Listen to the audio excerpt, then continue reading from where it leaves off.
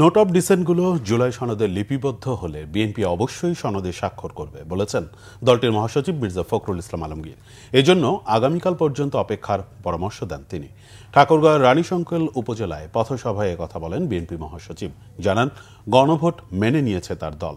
এর আগে সকালে বেগুনবাড়ি ইউনিয়নবাসীর সাথে এক মতবিনিময় সভায় প্রধান অতিথির বক্তব্যে মির্জা ফখরুল ইসলাম আলমগীর বলেন, অন্তর্বর্তীকালীন সরকারকে সবাই ব্যতিব্যস্ত করে রেখেছে যেন নির্বাচন করতে না পারে।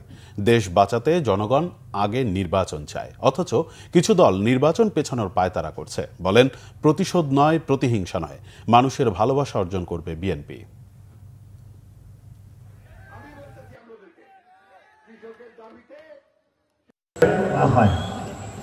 আমরা কিন্তু সেই কথা বলিনি।